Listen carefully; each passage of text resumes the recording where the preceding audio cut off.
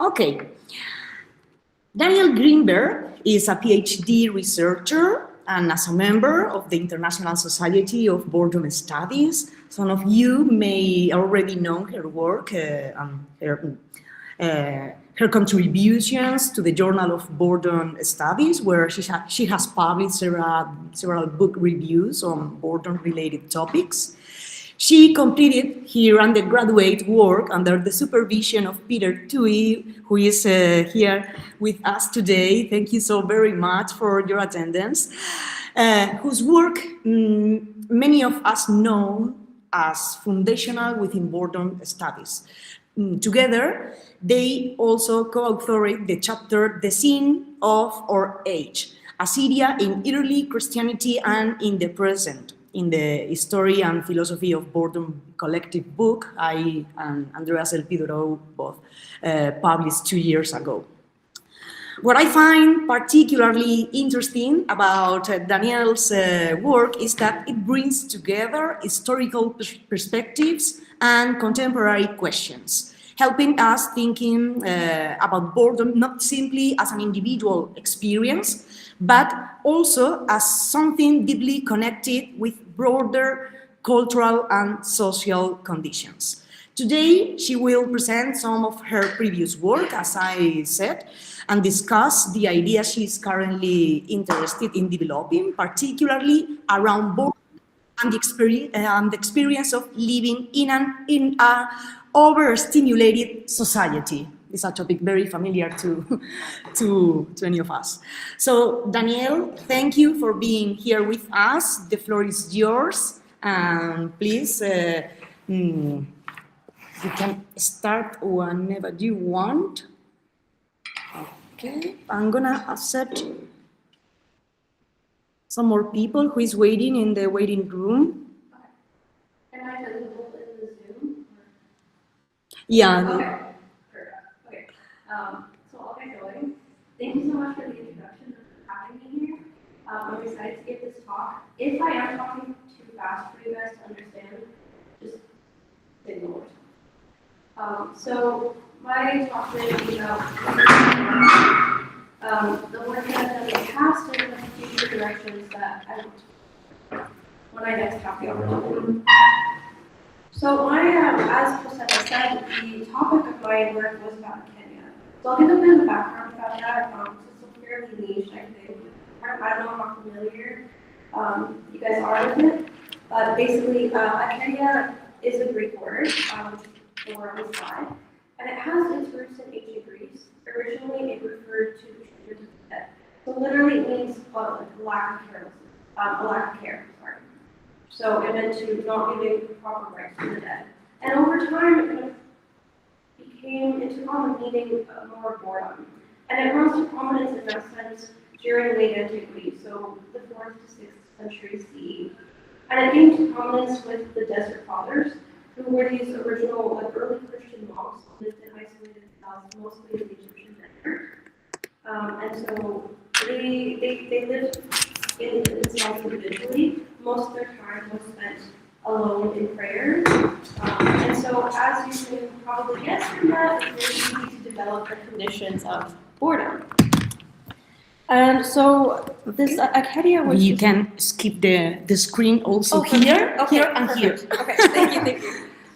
So Acadia was described primarily by the Desert Fathers Evagrius and Cassian, who are our primary sources for Acadia in late antiquity, and it came to mean a kind of spiritual indifference. Okay.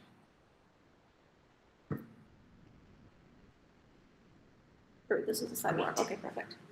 And at this time, it was one of the original sins. So now we know that there are 7 deadly sins. There used to be 8. Acadia was one of them. And over time, it fell out of favor, kind of at the end of late antiquity, but it rose to prominence again during the COVID-19 pandemic. And before I kind of get into that, I want to talk a little bit more about Acadia as a sin.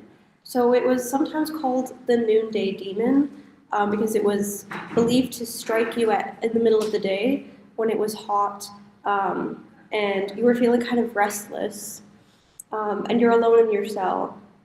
So it's like a kind of boredom that takes on the qualities of depression, or even a kind of madness. And it was described very similarly to what we would call a mental illness. Sorry. All good. It was just taking another thing. So when I was doing this project with Peter, the question that guided my research was, did the pandemic cause a shift in the meaning of acedia from its usage in late antiquity? This usage of acedia in the sense of spiritual indifference, in the sense of what we might call like an early depression. Thank you. So I'll talk you through a bit about the methods that I used to do this project.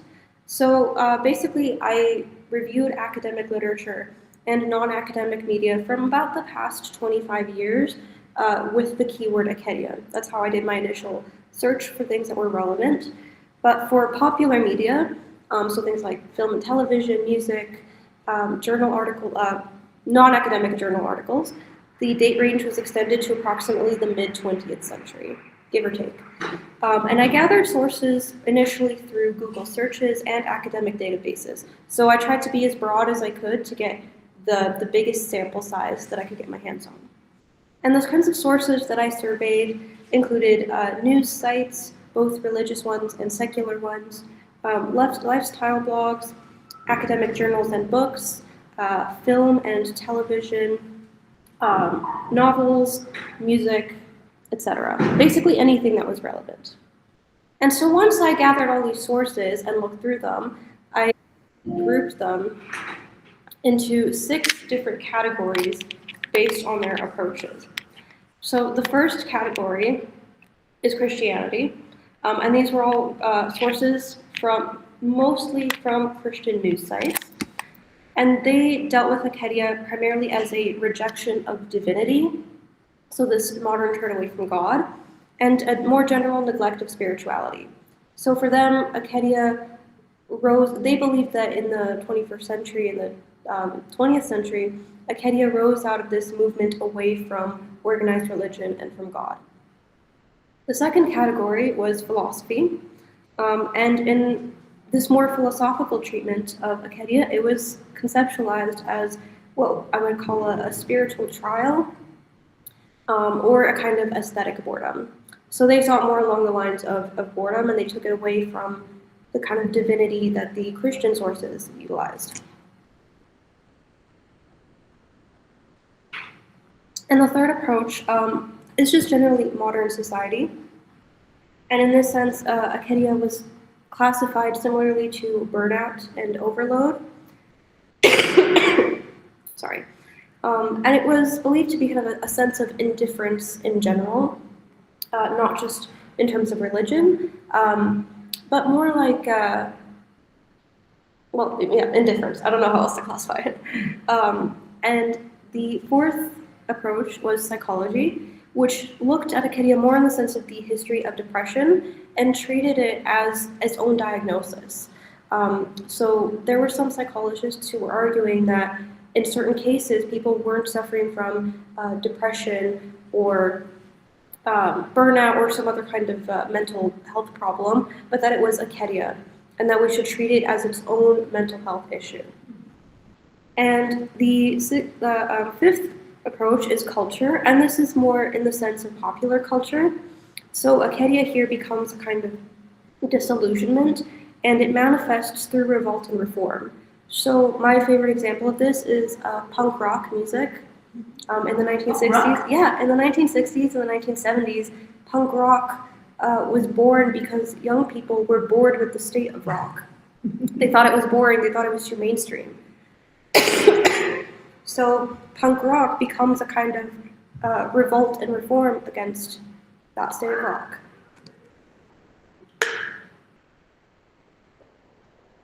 And the sixth approach is the pandemic. Sorry. And in the pandemic, acedia became more boredom. Pretty much it was equated with straight boredom. And it was believed to come out of the instability and unpredictability that categorized the pandemic. So essentially, sorry, it's just a dry throat. I'm okay. So essentially this instability and unpredictability were caused by the fact that the pandemic had shifted the ways that we were living in society and the future that we imagined. The future that we had always held in mind, that the world was essentially going to look the same way that it did for us now in like 20 years, was completely eroded for us at that time. We had no way of knowing what the future would look like. No one knew if it would go back to normal. And that, some people argued, is what led to an increase of acedia during the pandemic. So these are some of the conclusions that we can come from this project and this analysis, which is still always ongoing. But essentially, we can say that that acedia results from the conditions of modern society, and that it manifests the same as its late antique counterpart, but it differs in its cause. So acedia in late antiquity stemmed from undersaturation, from being alone and having nothing to do but pray in your desert cell. But modern acedia stems from oversaturation. Oversaturation in the sense of unlimited choices, endless entertainment. Like when you're on a streaming service and you're just flipping through and looking for something to watch. You have everything at your disposal, but in some sense it becomes overwhelming. And that can also become boring in a sense, because you're looking through and you're like, well, there's everything, but there's also nothing. And so this oversaturation became more prevalent during the pandemic, I think because of the lockdown and the conditions of being at home and the disruption to our normal society.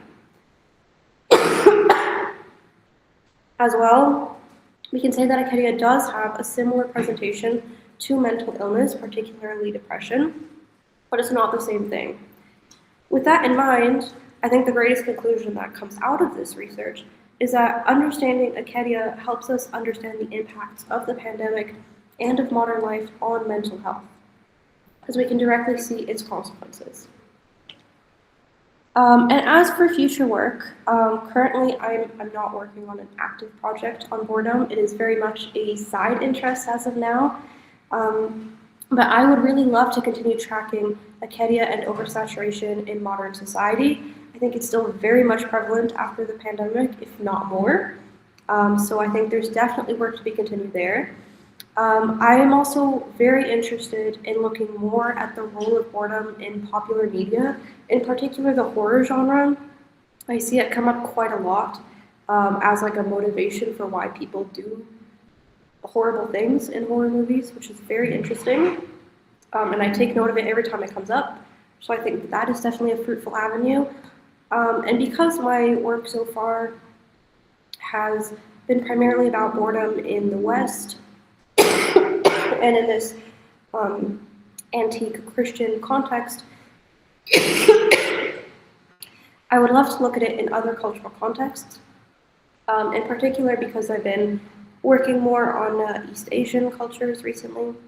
I've been doing quite a lot of work on Korea, and I think it would be very fascinating to kind of track boredom in those contexts, see the terms used, the way that it manifests, if there's kind of similar pattern or history to what I've identified with acedia. But none of that is going on right now. This is just things I would love to do in the future, and that I kind of like keep note of for myself. Let's see what happens. And to finish off, I was just told that for you guys here in this room that it would be interesting to hear about the PhD system in the US. So I thought I'd give you just a very brief overview. We have my idea because it's completely different. It is very different. So at minimum, it's 5 years. We can extend if we need to. The first 3 years are for the coursework and the exams. So we get a lot of training in our fields. We can choose electives outside of the department if we want. So for example, because I'm very interested in emotions and Korean media, I got to do a course last semester about emotions in Korean media. So things like that we can do outside of our department. And all this training works to lead you up to the field exams, which are just very in-depth exams that prove that you know the minimum, the scholarly discussions going on in the fields that you want to specialize in.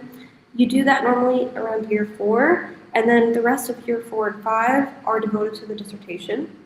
And you can extend that if you need to. It's fairly common for people to take 6 or 7 years. So that's the brief overview of the US PhD system, which I am always surprised to hear when it's different across the world. But that's all I have for you today. I hope I made sense, and sorry for all the coughing. But thank you so much to everyone listening. Thank you. The only thing that makes no sense to me is if you is behind Boredom Studies. No, please no. Oh, I could never. It follows Never. me. It follows me That's everywhere I go. I could be watching something completely unrelated just for fun. Boredom comes up and I make a note of it. Everywhere. There it is. Everywhere. I have a lot of mental notes. I was writing down when you were talking, explaining your past work.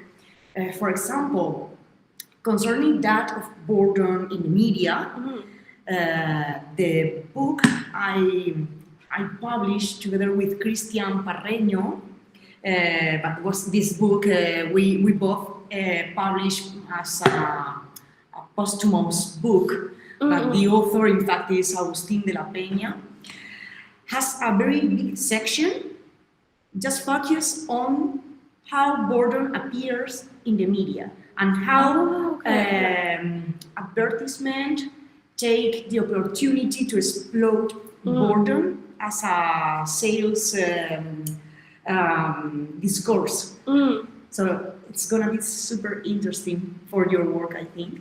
Yeah, no, I'm so excited to read it. Okay. Yeah, sure. And also, you mentioned that you were interested in going a little bit deeper in how other cultures experience or just simply thought about boredom. And this is something that Andreas and I myself tried to do with this book, The History and Philosophy of Boredom, and was impossible. Really? So we both were working in that project in which your chapter together with Peter Toohey was published too, for at least 4 years before putting just an index on the table, because it was almost impossible to find people working on boredom, not directly working on boredom, just simply on emotions, on negative emotions, or outside the Western culture. It was super difficult. Okay. But good luck with this, because you should contact Andreas Elpidoro, because he still wants to go deeper in this research line.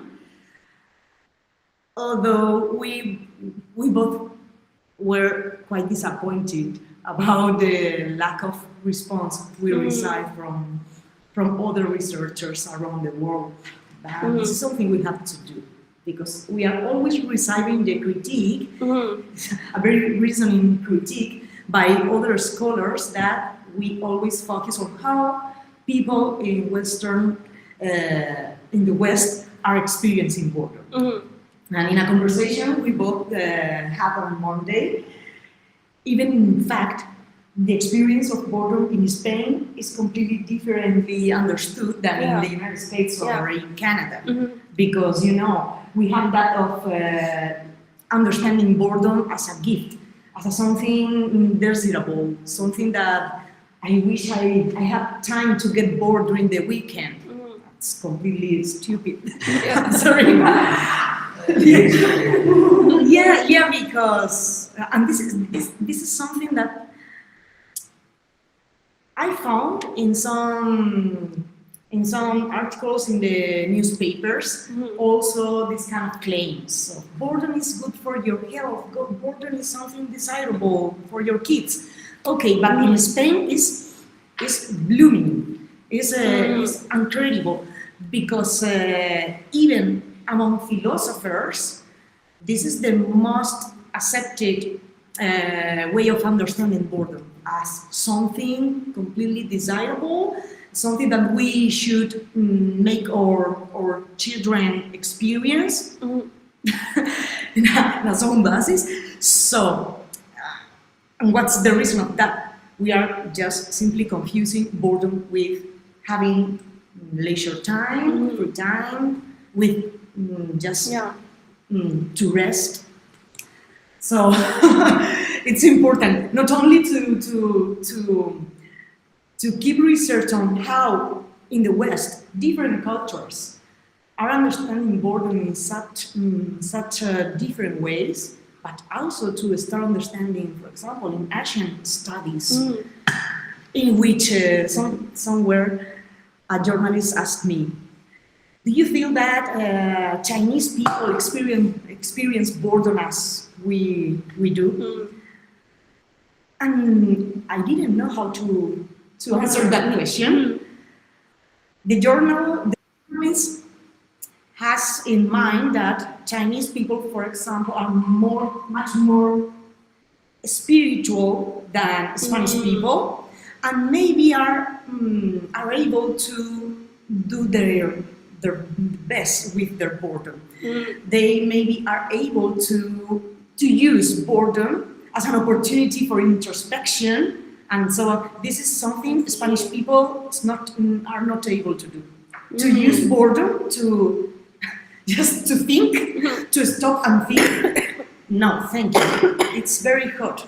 Yeah. No, I don't have time to think right now. I don't feel like starting thinking about myself and evaluating my way of living. It's something we don't do.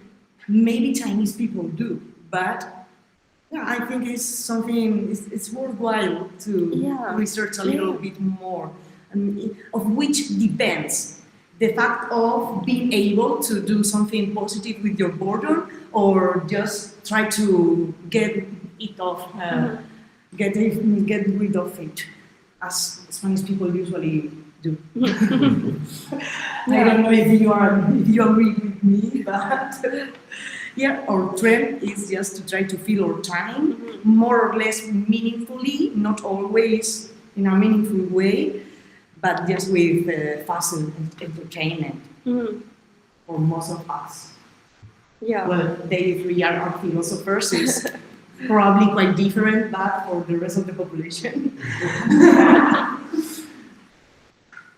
it's not normal to find people just thinking as a result of boredom. No. Yeah. So thank you, Danielle. I don't know if you want to ask her something, or do you want to comment on her presentation, on her past research line, or about her future directions? Yeah, I'm gonna put my laptop close to you. No? No, it's just because of the sound. Okay. But I can put a sticker on your face if you want to later. Okay. I want to know your definition of boredom. Me too.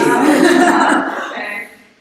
I haven't thought about my definition in a long time. If you have one, Yeah. your own. Yeah. Well. I want to know your perspective. Yeah. How do you understand boredom? Okay. That's a If little you have less. to, you have to intimidating. define. Yeah. Just what's boredom? The first thing that Yeah. comes to your mind. I mean, the way that I always understand boredom is not so much the feeling like not having anything to do, or it's not that. It's more when there's kind of like I call it like a brain fog, where you just can't focus on anything. It can, which can either come about from really not having anything to do, or having too much to do. But I think it's just it's a state where you're not able to meet the level of satisfaction that your brain needs to be perfectly occupied. Is how I would say That's it. flow theory Yeah. by this author who has an unpronounceable surname. Milayi Csikszentmihalyi. Perfect. I'm a big fan. Yeah, that's flow, Oh, yeah. flow theory. Mhm. No, yeah, in fact, everybody knows that boredom is not the same as not having nothing to do, because boredom most of the time arises precisely when you have to do things, especially Yeah. if you don't want to do that things. Yeah. And I have another question. It's not just the same as Jimena's, but what would be, in detail, the difference between boredom and acedia? Okay, the difference. I guess it depends on what context you're thinking about it. I feel like in modern society, acedia is very similar to how we would understand boredom because of the condition of overstimulation. But I think the difference is that acedia is primarily an indifference, a lack of care. So it's not just that you're feeling understimulated or overstimulated. It's just you've lost all kind of care for it, right? And that's why it was originally a sin, because if you fell into the trap of acedia, you didn't do your prayers, and so you weren't fulfilling your religious duties. You weren't caring for them. Yeah. And I think it kind of retains the same sense in a bit in the modern world, but that I would say is the difference, is that acedia is more about the lack of care. Yeah, I agree. It depends on the context. Maybe in the Christian context, it's not so clear for me the difference as you mentioned it right now. But if I think in acedia currently, yeah, maybe yes, it's closer to what I call profound boredom. Or it's closer to what I understand as profound boredom. This kind of boredom that comes from other states of chronic boredom. Yeah, individual or situational chronic boredom, but that boredom in which you cannot even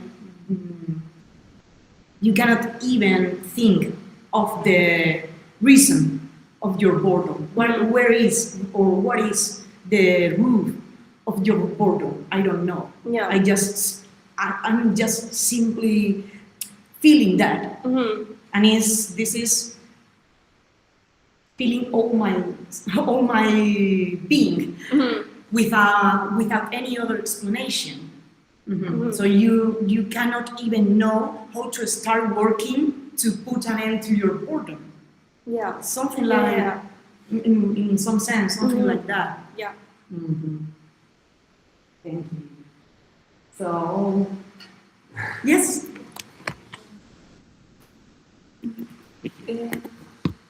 Thank you, Daniel, for your presentation. It was so interesting. I would just like to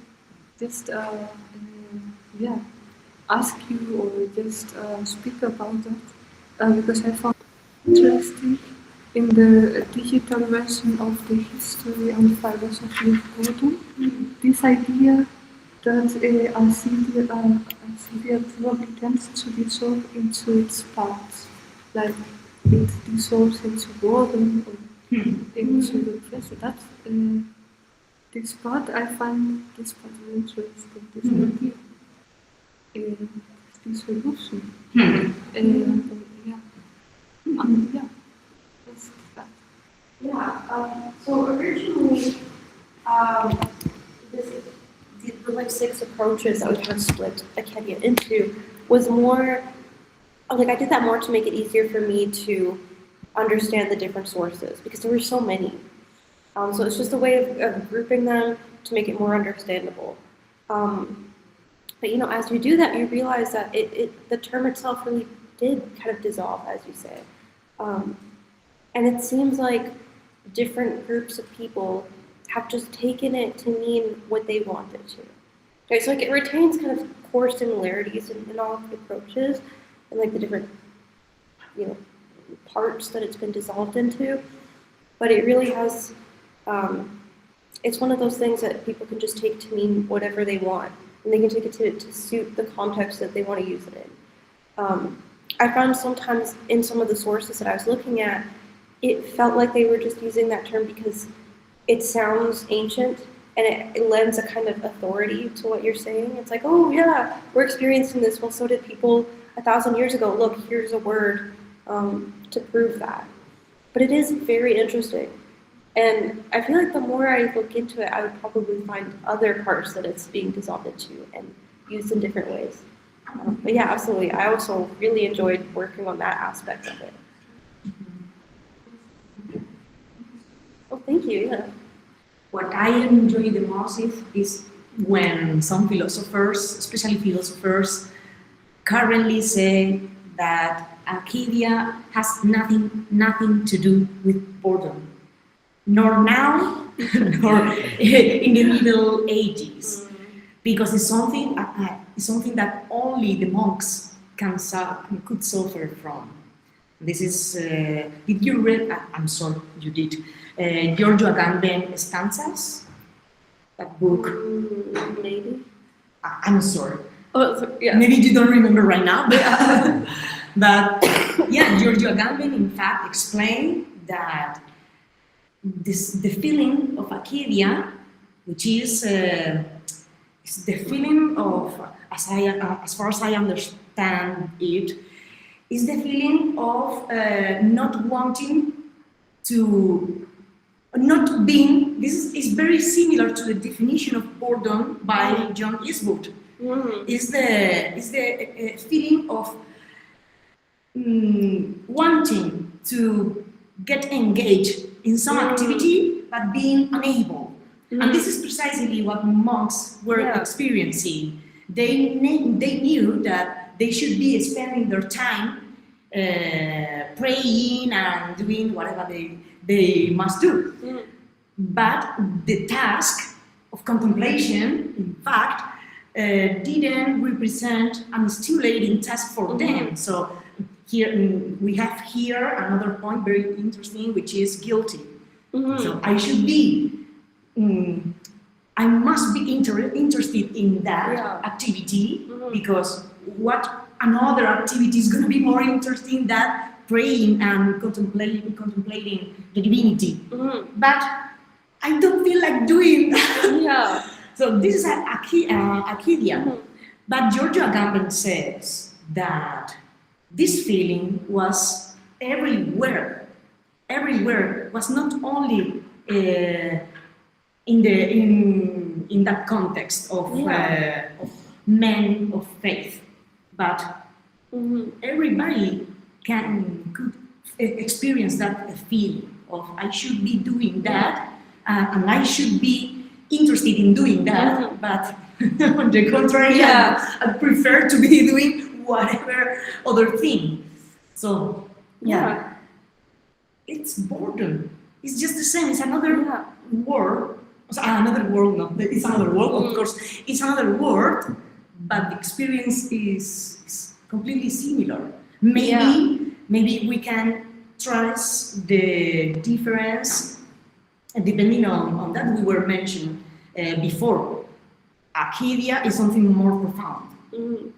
We wouldn't use Arcadia to refer to a state of boredom you can be experiencing on Saturday afternoon because you don't know exactly what to do with your time. You are watching a TV series that is completely doomed. It's not the same, obviously. Okay. Interesting. Did you want to add something or any? I mean, I've been thinking about things while you were speaking, but I'm not sure if I would be able to make any meaningful contribution. That's okay. I don't know, just to ask you something, have you read The Magic Mountain by Thomas Mann? There is a. No. I have been thinking about it because there is a specific chapter in that book that I think describes Arcadia brilliantly because this indifference, this lack of care, that is something that the main character, the protagonist, suffers in one point of the novel. and I think you might like it. It would be interesting. Yeah, thank you. Yeah. Thanks to you. Yeah. It's a 900 pages book. Yes. No, 1,050 at least. At least in my edition. Okay, that's fine. I like African reading. It's amazing. Yes. At the same time, it's a punish. A little bit, but I'm enjoying it. Yeah, me too. But also it's like a reward when you get through it. So Yes. Me too. So now I would like to give you, the people, the attendees online, the opportunity to ask questions or share your thoughts, make any comment if you want to Danielle. I have Eduardo Cairol wrote something. I'm gonna read it, but I don't know if this is a question or just a comment. He said, Danielle, they are colleagues. Unfortunately, I cannot stay more, than half an hour. Congratulations for your presentation and good luck in your future research. It has been really interesting. Thank you, Josefa, for your invitation. Hope to see you all soon. Yours, Edward. Okay. And Monica says, I cannot hear. You can open your microphones. I think you all are mute right now, but you can unmute your microphones at any time if you want to ask Danielle something. I'm gonna give you 10 seconds to think about that, just in case. If not, the next step of this meeting, as I explained before, is just to give the floor to my PhD students. Just for a while, all of them are putting their faces are of surprise. Oh, thank you, Josefa, for making us talk in English this afternoon without previews. Yes, that's just for 20 seconds, because this meeting, the spirit of this meeting is for Danielle to meet or to know some small part of our Madrilenian section of the Boredom Society. We are, of course, many more people, but I only could make my PhD students to be here with the weather we have right now outside. But at least I think in Madrid we are 20 or 30 people studying boredom, from not in a regular basis, but from time to time just writing something about how boredom makes you create a creative person and things like that. Focus studying boredom from a scientific point of view, maybe my PhD students only. But yes, 2 years or 3 years ago, boredom started to be on everybody's lips, and everybody wanted to say something. And as you know, boredom is an experience everybody feels sooner or later, during the day, during the week. So it's easy to sit down, take a piece of paper and start writing how I feel boredom. And this is my way of understanding boredom. Okay, so do you want to start, Jimena? Just tell us a little bit about your current work on boredom, which is super interesting. I love it. I love it. So my dissertation explored the philosophical relationship between boredom, fashion, and the contemporary experience of meaning. More specifically, I investigate how clothing mediates our perception of reality and how the constant pursuit of novelty in fashion can be understood through the metaphor of Sisyphus. I'm interested in fashion not merely as an aesthetic or commercial phenomenon, but as an existential mechanism through which individuals negotiate identity, temporality, repetition, and meaning.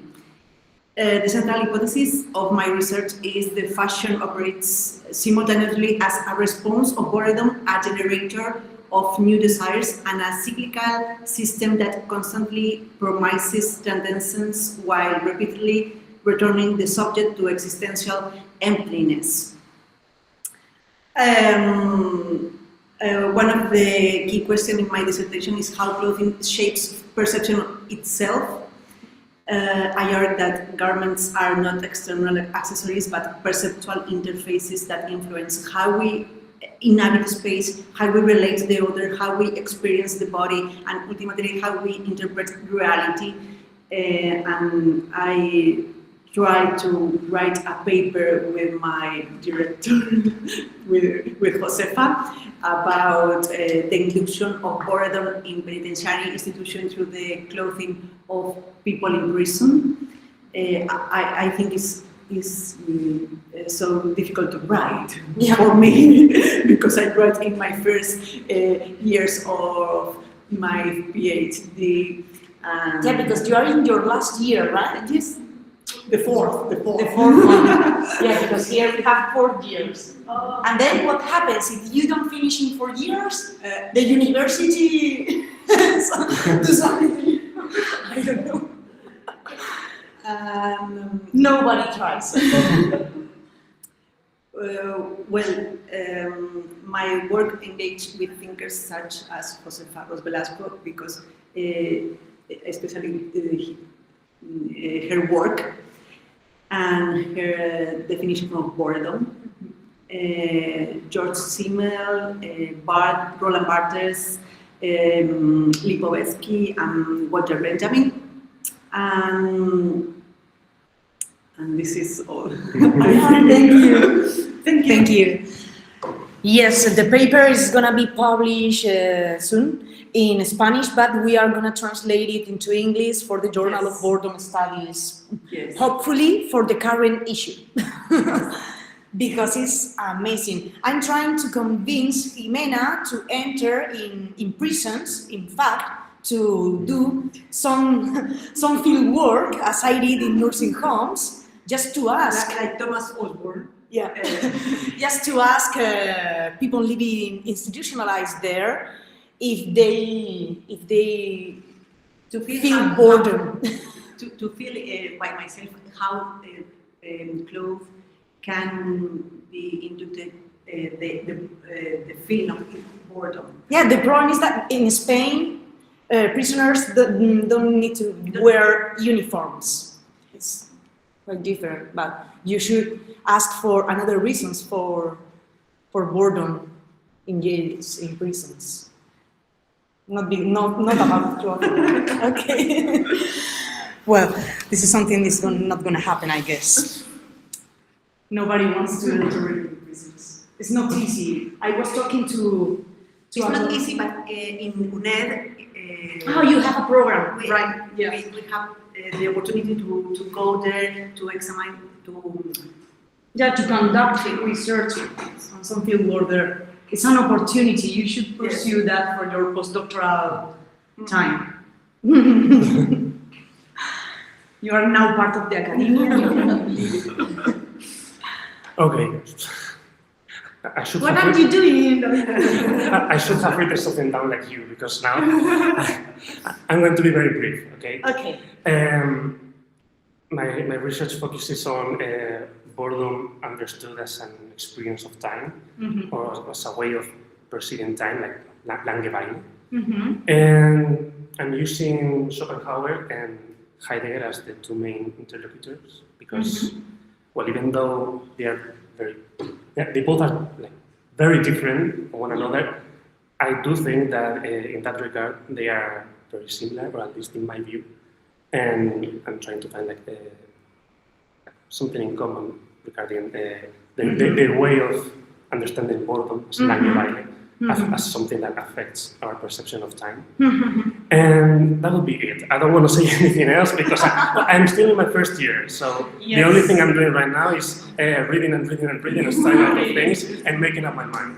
So Yeah, we don't have a training program No. for the first year. no. Oh, not for the first years. So your system in the USA is like it's like doing very long masters and a very specialized masters for the 2-3 first years. Yes. Yeah, it's okay. I don't know. I'm not sure if a Spanish PhD student will be able to write the thesis in just 1 year. I don't know because our theses are very long, very long. Unfortunately, for those who have to evaluate them. Yeah, please don't write thesis of 300 pages. I won't. Don't worry. 250 maximum. Okay, am I crazy or I remember that in your thesis, David, there was something absolutely original because you were trying to demonstrate that Heidegger read Schopenhauer in that regarding that of boredom, Yes. but he didn't quote Yes, Schopenhauer. because well, let's see how I explain this in English. Anyways, this is just for you Yes. to take the topic for you and nobody else in our boredom society network try to research the same language. Perfect. I mean, there are some lessons from Heidegger. They are not yet translated to Spanish. They are only in German. In which I'm trying to remember the name of those. A history of philosophy from Leibniz from Thomas Aquinas to Kant. And when he's talking about Leibniz,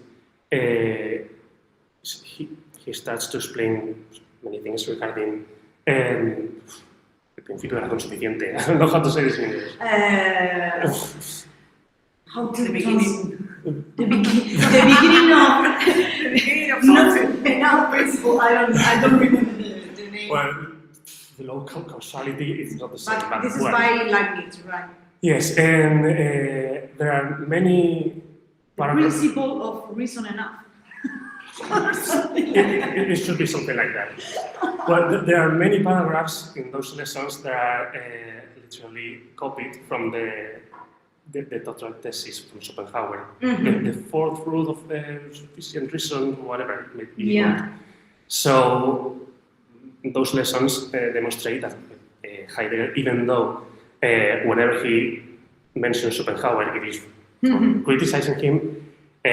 He read him, he copied many things about him, and I do Why think not that, about boredom too? Yes, and I have seen many similarities regarding boredom from one to another. So I do think that there is like a secret influence from Schopenhauer to Heidegger, and that is also a field that has not been yet worked a lot. Yes. Yeah. So my research will have like two objectives. One, to show that there is this influence, and another one to write like something systematic about boredom in this way, like how boredom affects our perception of time. And in Spanish, there are not many studies about this. There are, but there are not plenty. So I think it could be like In German, yes, but Yes. not in Spanish. So that would be the contribution I would like to make. Yeah, thank you. I made you talk a lot, I'm sorry. And Julia is about to start her PhD, which is not gonna be specifically on boredom, but it's also on Schopenhauer. We are Team Schopenhauer here, not Heidegger for sure, never, ever, jamás, nunca. Are we more pessimistic here? I hope not. Muerte Heidegger. But she, I'm sure you will end introducing boredom in some part of your of your dissertation. This will be my task. But you dedicated a lot of time to study boredom. You contribute a lot to the Journal of Boredom Studies. So it would be great for us to know a little bit about what did you do in the past on that field of boredom studies. I find this so interesting because I see sometimes when I'm studying boredom that there is maybe a kind of connection between this mirror. I think boredom acts sometimes maybe as a mirror, just as Schopenhauer said. He said, boredom acts as a mirror of the meaninglessness of an existence without art, and that idea. What a pessimistic idea! But I think maybe I could start from that point, and starting there, I could maybe put everything in order to understand, for example, the profound nature of music and literature, and this connection between philosophy, literature, and music.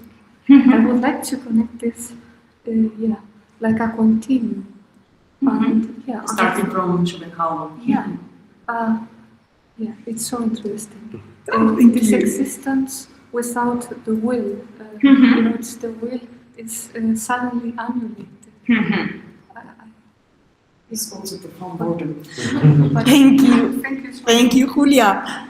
So, Danielle, do you have any question or comment, or according to your background, something you can share with my PhD students in order to enrich the research right now? Well, I'm put on the spot. I don't know. I think all the projects sound really interesting. And I'm excited to see where they go. They're not areas that I have a lot of experience in, so I can't really offer anything. I think they all sound very fruitful, and I'm sure that they'll be very interesting to read and meaningful contributions to the field as well. Like, seems like very different avenues, which is always super exciting. In any field to see where people are taking things.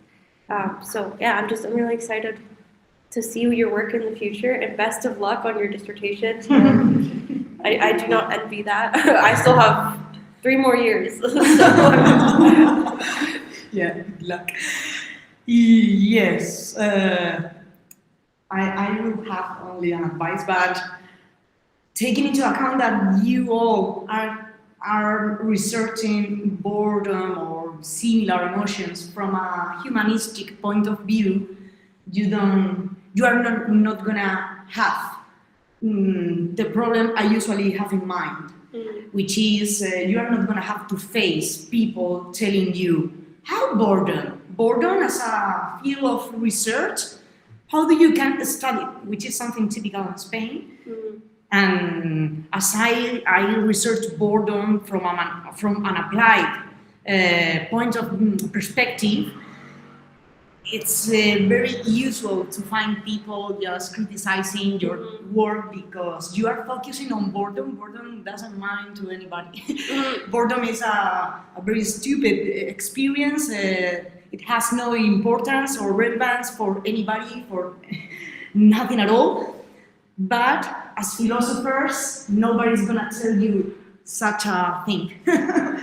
Just, I am the only one who has to deal with that kind of comments because I'm working from a social science field. But not your problem. So just when somebody tells you, why are you studying boredom? Because I want. Bye-bye. I can do whatever I want. Thank you so very much. We have some other comments, but most of them just telling that all good now. Thank you. Hello from Mexico. Wow, from Mexico. I'm driving local 10 a.m. Oof. So I can interact, but I'm hearing everything. Thank you so much. I'm afraid I can't stay any longer. Thank you. I must leave now. And Monica said, thank you so much. I have to leave as well. Hopefully, I find the recorded session on the Boredom Society YouTube channel, of course, if everybody agree with that. If not, I can put the sticker on your face. Don't worry.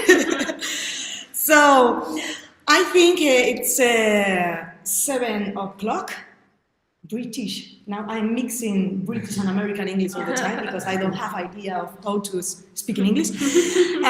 It's time for us to go to the cantina for some drink, for some cold drink, because just let's see, David is, oh my God, this is unbearable. And also to give Danielle the opportunity to know how is the Complutense University of Madrid in reality, which is the reality is in the cantina. Not just because everybody's studying for the exams, unfortunately. So thank you so very much. It's time to say goodbye. Thank you, Peter. It was amazing to see you this afternoon. Bye-bye. And thank you all. Thank you. Bye.